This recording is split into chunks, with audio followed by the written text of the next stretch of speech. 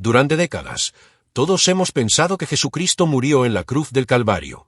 Pero puede que la sorpresa del siglo sea que estábamos equivocados. Resulta que un obispo conocedor de la Biblia y contemporáneo de los discípulos de Jesús rompió su silencio para declarar que está completamente en contra de esa creencia. Según él, Jesús no fue crucificado ni siquiera colocado en la cruz antes de su martirio. En sus cartas, el obispo Ignacio hizo saber que Jesús nunca fue crucificado. Cuando se abrió la caja, en su interior se revelaron partes de la cruz. San Ignacio no es el único que ha dicho esto. Algunos grupos y sectas cristianas también tienen la misma creencia. Pero si es cierto que Jesús no murió en la cruz, ¿cómo murió entonces y quién fue el crucificado? Acompáñenos en un viaje en el tiempo hasta la época del obispo Ignacio, para descubrir lo que reveló en sus cartas y lo que sabe sobre la verdadera muerte de Jesús. Obispo Ignacio de Antioquía. Mientras que algunos cristianos creen que Jesús no fue realmente crucificado y que simplemente fue elevado al cielo, esta idea también está presente en el Islam, donde se menciona en el Corán. En primer lugar, hablemos de algo escrito por un obispo cristiano primitivo que se creía conocedor de la Biblia. Su nombre era Ignacio, a menudo llamado San Ignacio de Antioquía. Durante su vida, hizo la obra de Dios y vivió una vida recta, pero, por desgracia, tuvo un trágico final. Fue martirizado.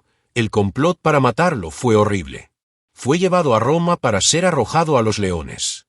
Durante su viaje desde Antioquía, situada en la actual Turquía, Ignacio escribió 7 cartas.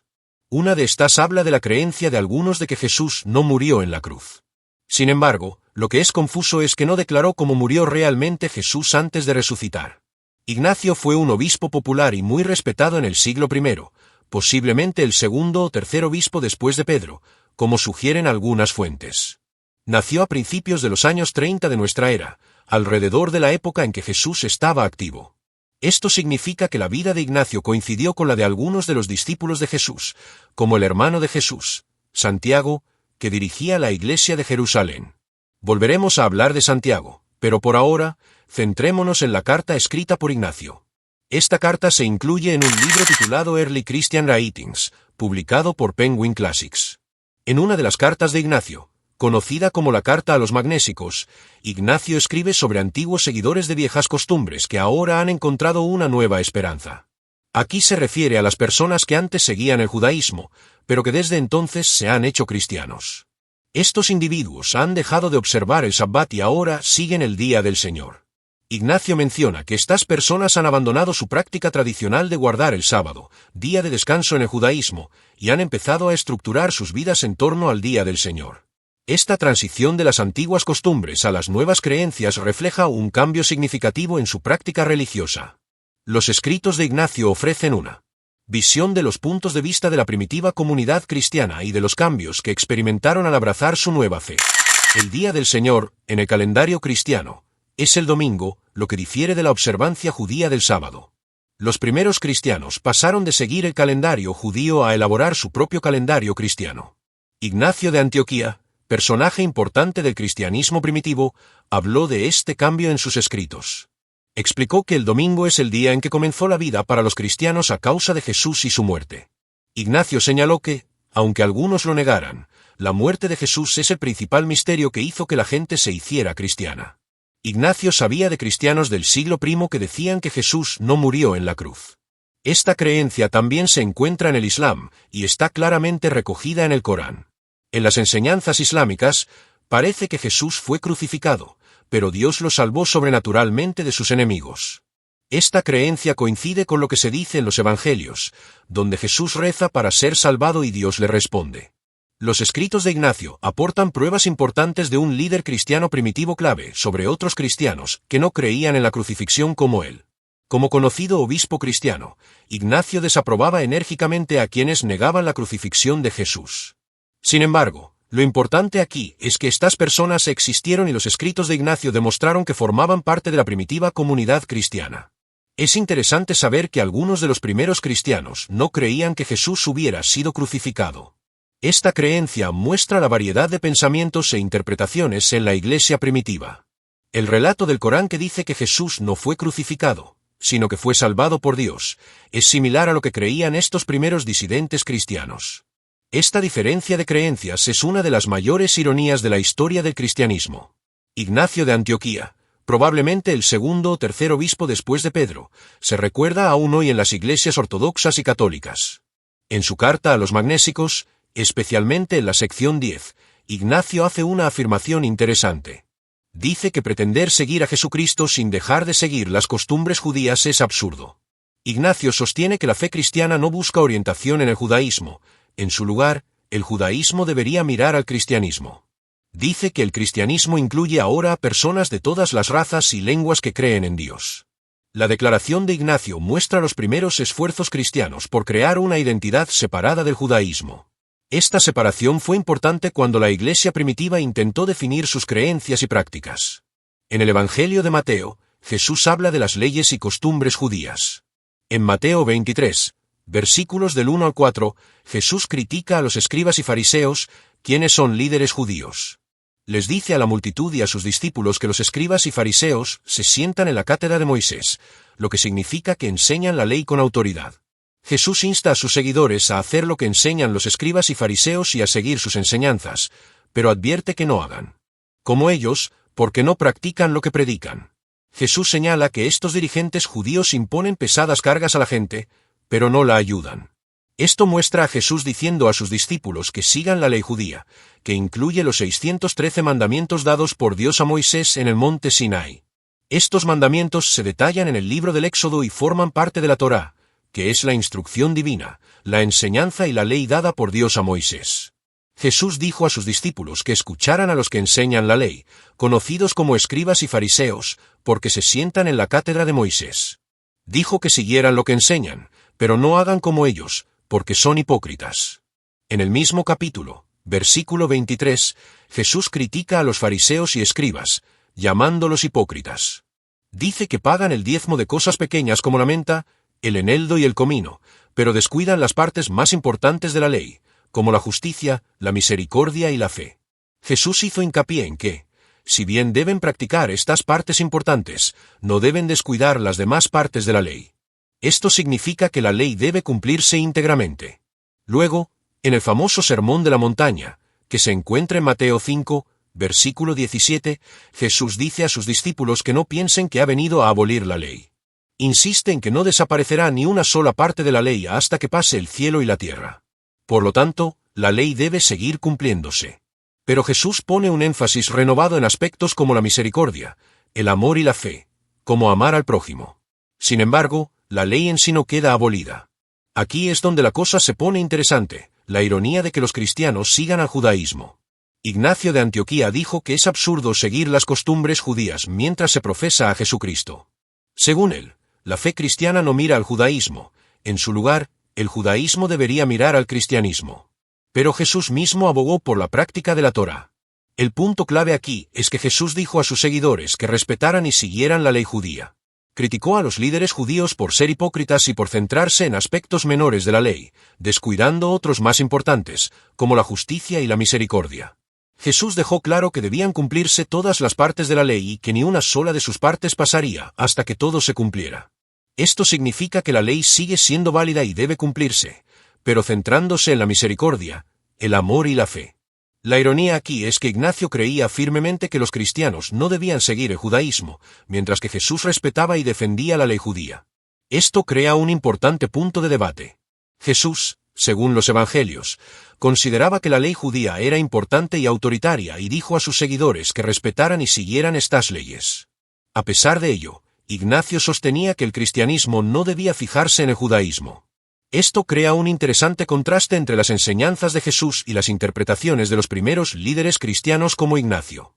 El rechazo de Ignacio de las costumbres judías como parte de la fe cristiana parece contradecir las propias instrucciones de Jesús a sus seguidores.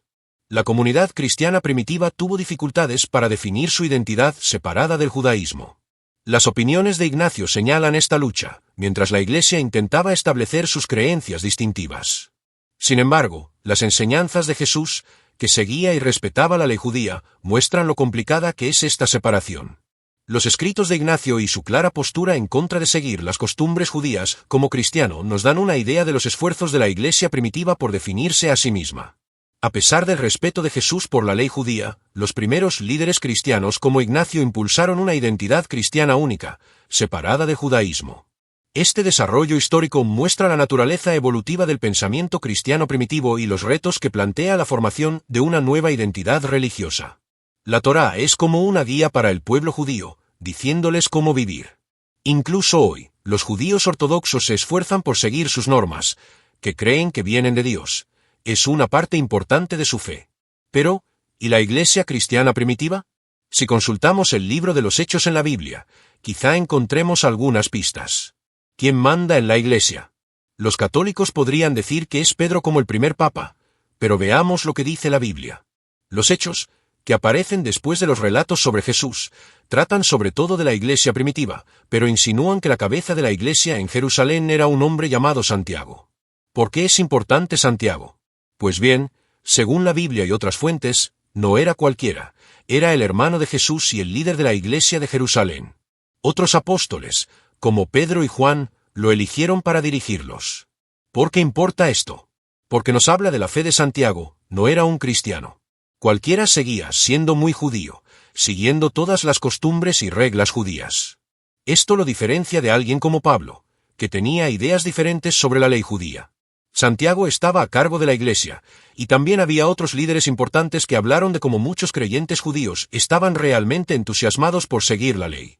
Estos creyentes estaban muy interesados en las reglas de la Torá, incluso después de que Jesús se hubiera ido. Algunas personas acusaron a Pablo de decir a los demás que no siguieran más la ley, como no circuncidarse o no seguir las costumbres judías. Pero Santiago y los ancianos querían dejar las cosas claras. Sugirieron que Pablo se uniera a algunos hombres en un ritual de purificación para mostrar a todos que aún respetaba y seguía la ley. Así que Pablo siguió adelante con su plan. Se unió a los hombres en el ritual de purificación e incluso fue al templo con ellos para completar el proceso. Esto demostró a todos que Pablo no estaba en contra de la ley, como algunos pensaban, en cambio, la siguió con atención. La situación aquí es que, según los Hechos, Pablo está mostrando que todavía respeta y sigue la ley. Pero algunas personas pueden encontrar esto confuso porque en las cartas de Pablo, como Gálatas y Efesios, habla de cómo la ley ha sido abolida. Por ejemplo, en Efesios, capítulo 2, versículo 15, Pablo menciona que la ley y sus mandamientos ya no están en vigor. Así que uno podría preguntarse si Pablo está siendo deshonesto, está mintiendo aquí en los Hechos o dando información falsa. Podría parecerlo, sobre todo porque acepta someterse a un ritual de purificación en el templo, lo que sugiere que sigue cumpliendo la ley. Esto podría hacer parecer que no está siendo sincero, especialmente a Santiago y a los demás presentes. Si tomamos este pasaje de los Hechos como un verdadero relato histórico, parece haber una contradicción con lo que Pablo enseñó en otros lugares. Pablo predicó que estaba bien comer alimentos no cocidos, que van en contra de las leyes dietéticas judías, e incluso mencionó que todos los alimentos son limpios, lo que contradice directamente lo que dice la ley sobre que ciertos alimentos están prohibidos, como el cerdo. Así que aquí hay un pequeño problema. Por un lado, Pablo parece decir que defiende la ley, como se ve en los Hechos, pero por el contrario, en sus cartas habla de cómo la ley ha sido abolida. Esta contradicción podría suscitar dudas sobre la coherencia y honestidad de las enseñanzas de Pablo en los primeros días de la Iglesia. Santiago habló con Pablo sobre cómo algunos creyentes judíos estaban realmente apasionados por seguir la ley. El propio Santiago, que dirigió la Iglesia, era muy conocido entre los judíos por su dedicación a la ley, así lo menciona Josefo, un historiador judío del siglo I. Incluso fuentes posteriores, como Eusebio, hablan de Santiago como alguien que observaba la Torá de cerca.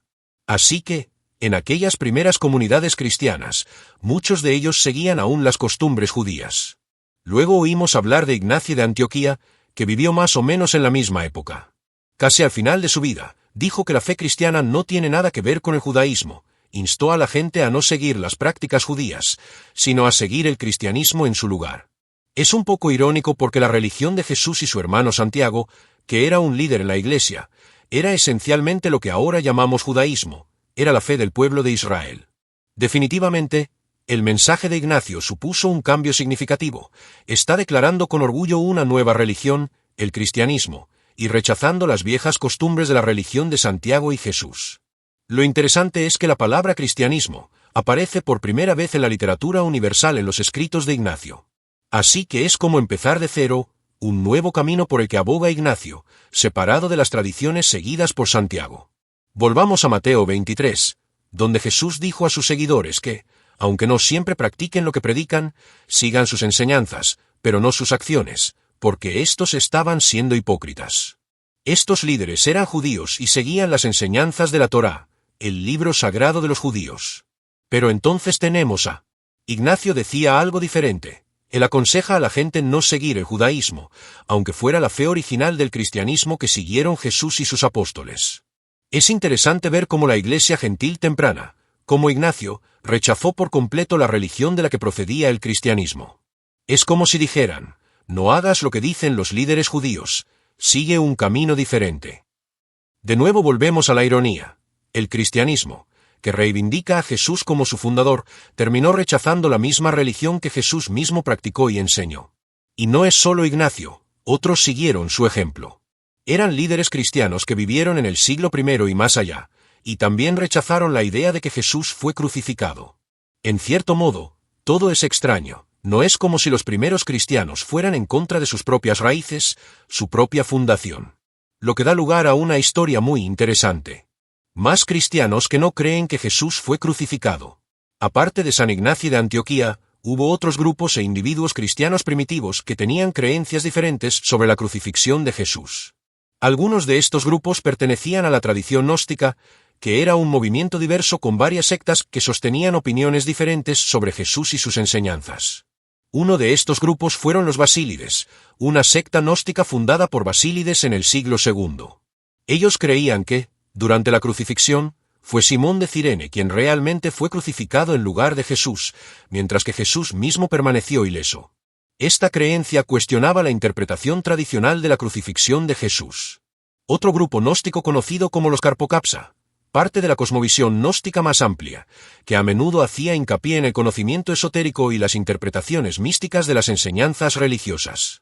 Debes saber que el movimiento gnóstico no era uniforme en sus creencias, y diferentes sectas dentro del gnosticismo tenían sus propias perspectivas únicas sobre Jesús y su crucifixión. Mientras que algunos grupos gnósticos, como los basílides, eran una secta judeocristiana que existió durante los primeros siglos del cristianismo, tenían una perspectiva única sobre Jesús y su crucifixión que difería de las creencias cristianas dominantes. Según los ebionitas, Jesús no fue realmente crucificado en la cruz. En cambio, creyeron que Simón de Cirene, que ayudó a Jesús a llevar la cruz, fue crucificado por error en lugar de Jesús. En su opinión, Jesús salió ileso y ascendió al cielo sin sufrir la crucifixión. Esta creencia diferenciaba a los ebionitas del cristianismo ortodoxo, que sostiene que Jesús sí fue crucificado y murió en la cruz por los pecados de la humanidad. La interpretación ebonita de la crucifixión de Jesús refleja su origen judío y su rechazo de ciertos aspectos de la teología cristiana tradicional. Las creencias de los ebionitas, junto con las de otros grupos gnósticos, eran consideradas heréticas por la corriente principal del cristianismo. Los primeros padres de la Iglesia, como Ireneo, Justino Mártir y Tertuliano, rechazaron las enseñanzas de los ebionitas y otras sectas gnósticas, considerando que estas creencias se desviaban de la concepción ortodoxa del cristianismo y amenazaban la unidad y la estabilidad de la Iglesia. A pesar de que se les consideraba heréticos, los ebionitas y otros grupos gnósticos estuvieron muy implicados en la creación del pensamiento y la teología de los primeros cristianos. Sus creencias desafiaron la narrativa dominante del cristianismo ortodoxo y obligaron a los teólogos a enfrentarse a interpretaciones alternativas de la vida y las enseñanzas de Jesús. Estos ejemplos muestran a algunos de los primeros grupos e individuos cristianos que tenían creencias sobre la crucifixión de Jesús que diferían de la idea dominante. Estas creencias solían considerarse poco ortodoxas o no en consonancia con las enseñanzas aceptadas por la comunidad cristiana de la época, pero ofrecen información útil sobre la diversidad de creencias que existía en el seno del cristianismo primitivo. Esto muestra que no había una única comprensión unificada de la crucifixión de Jesús. Estos puntos de vista alternativos sobre la crucifixión de Jesús desafían la creencia tradicional y demuestran que había mucha diversidad de pensamiento dentro del movimiento cristiano primitivo. Mientras que las comunidades cristianas ortodoxas pueden haber visto estas creencias como heréticas o incorrectas, no obstante, aportan importantes perspectivas históricas y teológicas sobre la vida y las enseñanzas de Jesús. Al explorar estas diferentes creencias sobre la crucifixión de Jesús, comprenderemos mejor la complejidad del pensamiento cristiano primitivo y las diversas interpretaciones de la vida y las enseñanzas de Jesús que existían en las distintas comunidades del cristianismo primitivo. Esta diversidad de creencias es un aspecto importante del movimiento cristiano primitivo y muestra la dinámica de las creencias religiosas y su interpretación en el mundo antiguo. Como se mencionó mucho antes en el vídeo, la idea de que Jesús no fue crucificado también se menciona en el Corán. Esta creencia no es algo nuevo. Se remonta a la época de los primeros cristianos en el siglo I. Al Corán no se le ocurren ideas al azar que surgieron después. Está apoyando una creencia que existía mucho antes. Ahora, si creemos en el testimonio del Corán, depende de nuestras propias creencias sobre él y su autoridad. La mención en el Corán de que Jesús no fue crucificado es bien conocida en la historia religiosa. Y lo que es aún más fascinante es que hay pruebas del siglo I de los primeros cristianos que apoyan esta idea. Es como un testimonio muy temprano de una iglesia que creía en la Trinidad, sin embargo, no creían que Jesús fue crucificado en la cruz. Esta creencia coincide con lo que dice el Corán. Tenemos este antiguo texto, el Corán, afirmando algo que los primeros cristianos creían, aunque vaya en contra de lo que muchos piensan. Pero al final, solo Dios conoce la verdad absoluta, y depende de cada persona decidir en qué creer. Así que, tanto si aceptamos el testimonio del Corán como si no, sin duda es algo sobre lo que merece la pena reflexionar. ¿Cuál es su opinión sobre la creencia del obispo Ignacio? Nos encantaría saberlo en los comentarios. Si te ha gustado ver este vídeo, no olvides dejar un like, compartirlo con tu familia y amigos, y suscribirte a nuestro canal para no perderte nuestras próximas actualizaciones.